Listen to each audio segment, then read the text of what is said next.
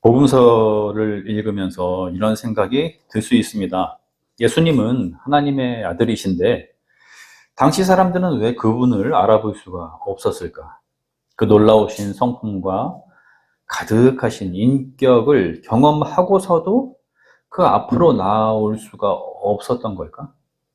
하는 질문 말이죠.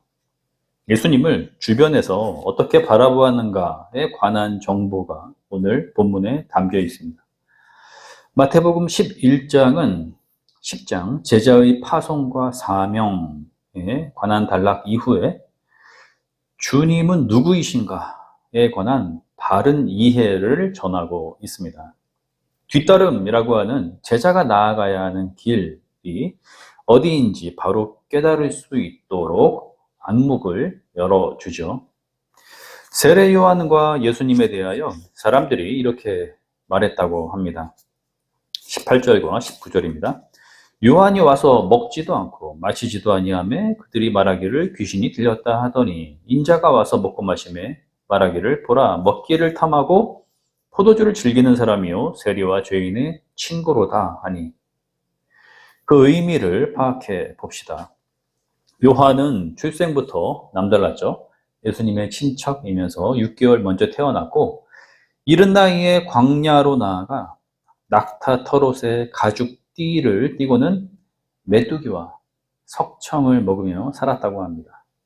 그가 선포한 메시지는 하나님 나라였어요. 회개하라, 하나님의 나라가 가까이 왔다입니다. 예수님은 30세쯤 되셨을 때에 공생애를 시작하셨습니다. 광야로 나아가셔서 요한으로부터 세례를 받으셨죠. 당시에 많은 사람들이 요한에게로 나아가 죄를 고백하는 세례를 받았는데요. 그의 영향력이 대단했다는 증거입니다. 지형을 받으신 후에 메시지를 선포하셨는데 회개하라, 하나님의 나라가 가까이 왔다. 요한과 동일한 말씀이었습니다. 두 분은 젊은 나이에 죽임을 당했다는 점에 있어서 운명적 공통점이 있습니다. 요한은 헤롯에게 이복 동생의 아내를 취한 일이 옳지 않다고 말함으로써 옥에 갇히게 되는데 참수형으로 죽게 되죠. 예수님은 종교 지도자들의 음모와 빌라도의 사형 언도로 인해 십자가형을 받게 됩니다. 뛰어난 영적 스승 혹은 예언자 그리고 랍비로 불렸고 하나님 나라를 전하였다는 점에 있어서 닮아 있지만 삶의 궤적에 있어서는 큰 차이를 보였습니다. 16절과 17절 예수님은 한 비유를 들려주시면서 요한과 자신에 관한 이야기를 시작하십니다. 아이들이 장터에서 두 편으로 나뉘어 결혼과 장례에 관한 놀이를 하고 있습니다. 한 편이 피리를 불면 다른 편이 춤을 춰야 하고요. 반대로 슬피 울면 가슴을 쳐야 하는데요. 그렇게 행동하지를 않는 겁니다. 그러고 싶은 마음이 없는 거예요. 관심도 없고 그러고 싶지도 않기 때문입니다. 요한은 사람들이 가까이 다가가기조차 두려운 감히 범접하기 어려울 정도로 카리스마가 대단했던 사람이었어요. 하나님 나라의 도래를 준비하기 위해 회개에 합당한 열매를 맺어야 한다라고 외치면서 이미 도끼가 나무 뿌리에 놓였으니 좋은 열매를 맺지 아니하는 나무마다 찍혀 불에 던져질 것이다 라고 경고했습니다. 그 말을 듣는 사람들의 심정이 어떠했을까요? 그 앞에서 고개를 숙였지만 속으로는 무섭거나 불편했을 겁니다. 그 열매 맺음이라는 것이 벅차고 힘든 일이었겠죠. 일단 보통의 백성들은 613개의 토라 규정이나 안식일 계명 등을 지키기에는 삶이 너무나 팍팍했고 경제적이거나 심적인 뒷받침이 되지를 않았습니다. 빈곤과 실업이 만연했고요. 유대 당국이나 로마로부터 받는 강탈과 압박으로 인해서 생존이 위태로웠습니다. 자신들이 감히 바라보기에는 요한이 너무나 높은 경지에 있다고 느끼는 거죠. 바리새인들이나 서기관들 같은 종교 지도자들은 자신들이 율법을 잘 지키고 그로 인해 하나님의 인정을 받는 사람들이라는 자부심을 가지고 있었는데, 요한이 보기에는 한참 부족한 수준일 거라는 생각이 드니까 싫은 겁니다. 백성들 보기에 신망을 잃고 싶지 않아서 그 앞에 나아가기는 했지만 속이 편치가 않았던 거죠. 종교 지도자들의 관심은 율법 조문의 문자적 실천에 있었기 때문에 회개에 합당한 열매라는 말이 귀에 들어오지를 않는 겁니다. 그게 대체 무엇을 하라는 의미인 거냐? 우리에게는 이 일은 하지 말고 저것은 이만큼만 해야 하고 이러한 확실한 기준과 엄격한 룰이 있지 않은가? 반문을 하고 싶었겠죠. 그래서 요한이 보인 금욕적인 태도를 보고는 자신들의 입맛에 맞는 대로 귀신이 들렸다, 이렇게 평가를 해버린 겁니다. 예수님은 요한과 같이 하나님의 나라가 가까이 왔음을 전하셨지만 음식을 먹는 일과 사람을 만나서 교제하시는 일에 있어서 요한과는 완전히 다른 자유로운 행보를 보이셨습니다. 율법에 얽매이지를 않으셨던 거죠. 회개에 합당한 열매가 강조된 것이 아니라 하나님 나라 잔치에서 누리는 기쁨이 강조되었습니다. 하나님 나라를 어떻게 하면 준비할 수 있을까에 초점이 맞춰졌던 것이 아니라 예수 그리스도를 통하여 하나님의 나라가 지금 여기에 임했기 때문이에요.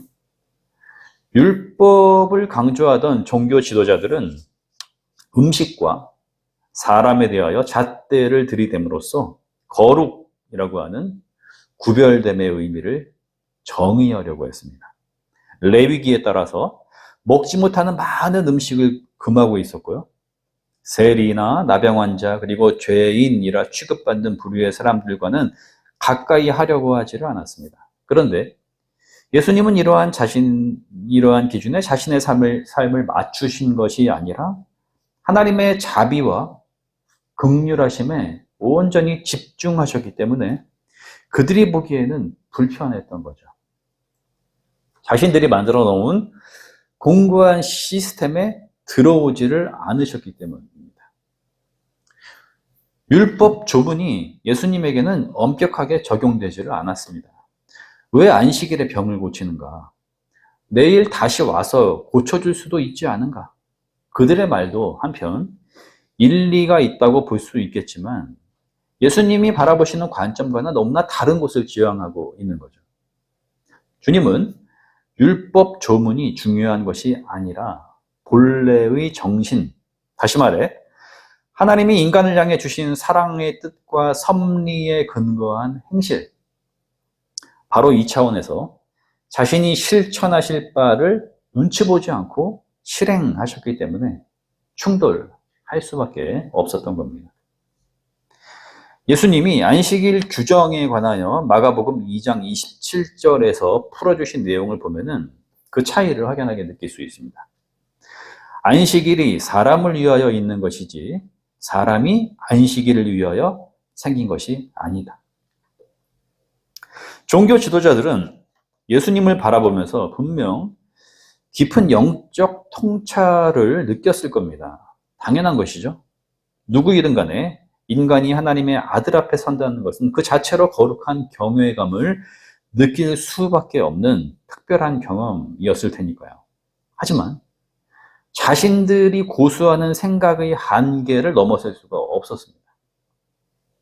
사회적으로 떠받들어주고 있는 만들어낸 세계, 그 틀을 깨고 싶지가 않았으니까 때문에 19절 이렇게 비판을 하는 겁니다. 보아라, 저 사람은 먹기를 탐하는 자요 포도주를 즐기는 자요 세리와 죄인의 친구다. 랍비로서 자격 미달이라는 겁니다. 결국 그들은 하나님 나라에서 멀어질 수밖에 없었습니다. 요한은 불편하고 예수님은 더 싫다는 거잖아요. 다시 말해 요한의 수준에는 못 미친다는 것을 알고 있으니 상종을 하고 싶지가 않고 예수님은 자신들의 마음대로 할 수가 없으니 거슬렸던 것입니다. 때문에 장터의 아이들이 피리를 불어도 춤추지 않고 울어도 가슴을 치지 않는 것처럼 어디에도 마음을 두지 않는 겁니다. 근본 원인이 무엇이었겠어요? 율법, 카르텔이죠. 자신들이 하나님의 율법을 이렇게 저렇게 세분화하고 규정화한 겁니다. 심지어 장로들의 유전이라는 항목까지 만들어서 엄격하게 재단했죠. 이러한 기준들에 합당한 실천을 강조함으로써 거기에 미치는 사람들은 의로움의 기준을 적용하고 그 외에는 불의한 자와 죄인으로 취급함으로써 그들만의 입지와 권력을 공고히 지켜나갔던 겁니다. 그런데 문제는 그들조차도 이를 실천하기가 어려웠다는 점이에요.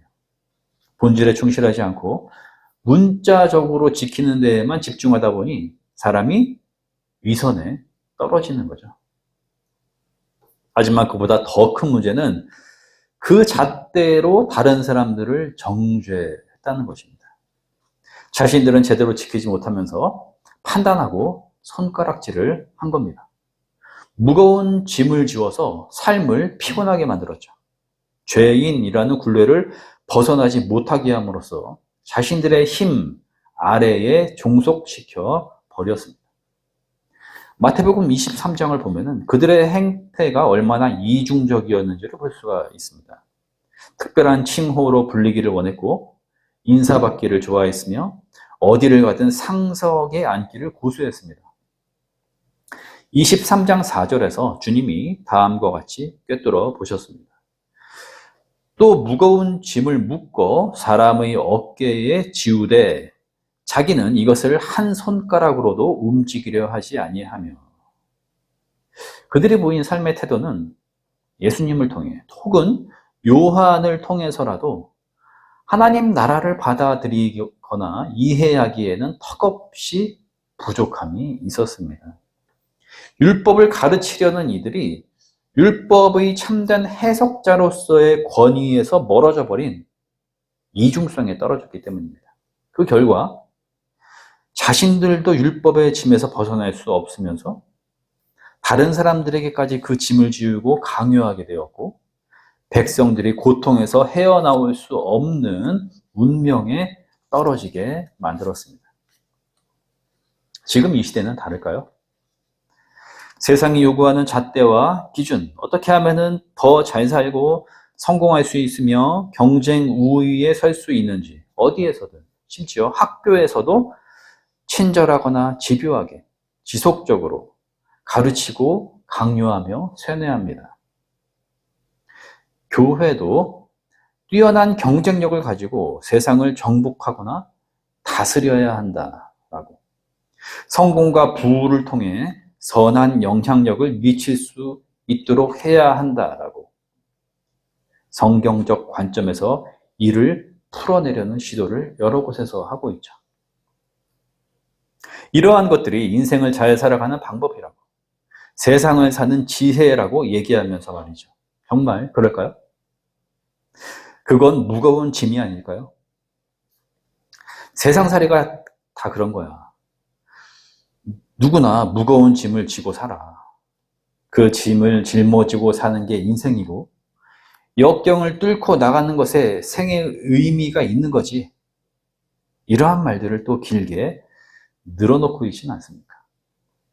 오늘 말씀 28절을 보십시오. 수고하고 무거운 짐진 자들아 다 내게로 오라. 내가 너희를 쉬게 하리라. 수고와 무거운 짐, 그 다른 편에 주님의 품, 안식을 주시는 예수 그리스도가 계신다라고 선언하고 있습니다. 그리스도인이라면 이 말씀을 믿어야 하죠. 그분을 우리가 어떻게 신뢰하며 그 앞으로 나아갈 수 있을까요? 하나님의 아들이심의 차원을 내려놓고서라도 성품과 인격을 통해 우리는 확증받을 수 있습니다. 29절 나는 마음이 온유하고 겸손하니 나의 멍에를 메고 내게 배우라. 그리하면 너희 마음에 쉼을 얻으리니. 그분은 이중성과 위선에 떨어지지 않으신 유일한 인간이십니다. 예수 그리스도를 통해서만 율법의 정신이, 다시 말해 하나님의 인간을 향하신 사랑의 뜻과 섭리가 온전히 전달될 수 있습니다. 온유함과 겸손은 주님의 삶 그 자체였어요. 23장 23절, 종교 지도자들과 이 점이 확실히 달랐다는 것을 밝히고 있습니다. 너희는 각종 문자적인 실천을 강조하면서도 율법의 더 중한 바 정의와 긍휼과 믿음은 버렸다는 것입니다. 지금 주님은 율법을 지키지 않아도 된다라고 말씀하고 있는 것이 아닙니다. 또한 불교에서 강조하듯이 정신과 본질이 중요한 것이니 너희는 마음 공부를 해야 한다라고 말씀하고 있는 것도 아니에요. 기독교는 자기 자신 스스로 마음의 돌을 깨우친다거나 세상의 이치를 꿰뚫어 보는 것이 궁극적으로 중요하다라고 보지 않습니다. 오직 예수 그리스도께 나아가는 것이 유일한 길이다라고 선언합니다. 배워야 할 것이 많다고, 정신 똑바로 차리고 노력하지 않으면 뒤처지게 될 것이라고 강요하는 세상 자리에서 이 말이 과연 설득력이 있을까요? 인간에게 가장 중요한 것은 생명이고, 그 생명은 오직 생명의 근원이신 하나님이 주시는 안식에서만 찾을 수 있는 것이기 때문에 영원한 생명을 얻는 유일한 길이 예수 그리스도의 십자가와 부활을 통해서만 열린다는 점에 있어 그 말은 옳다고 생각합니다. 왜 주님은 자신에게 오는 것만이 쉼을 가능케 한다라고 말씀하셨을까요? 십자가 부활을 통해 영원한 생명을 수여받은, 그리고 그것을 가능케 하는 복음을 듣고 신뢰함으로써 세상에 길들여지지 않는 새로운 피조물이 되는 것. 그 결과 하나님 나라를 지금 여기에서 살아가는 생활이 아니고서는 세상이 강박적으로 요구하고 인간 스스로가 마치 당연하다고 여기는 무거운 짐을 벗어날 길이 없기 때문입니다. 예수 그리스도의 복음만이 인간을 죄와 죽음으로부터 해방하며 자유하게 합니다. 주님은 어린아이와 같은 자라야 천국에 들어가게 될 것이다 라고 말씀하셨습니다. 얼마나 많이 배웠는가, 아는가, 지위를 가졌는가가 중요한 것이 아니라 들을 귀가 있고 순전하게 받아들이는 자라야 하나님 나라에 합당한 사람이 된다는 점. 이것을 마음에 새길 때 나에게로 오라, 오늘 말씀하시는 초청에 아멘으로 응답할 수 있게 된다는 점. 우리는 놓쳐서는 안 되겠습니다. 모든 지각에 뛰어난 하나님의 평화가 그리스도 예수 안에서 우리의 마음과 생각을 지키실 것입니다. 아멘.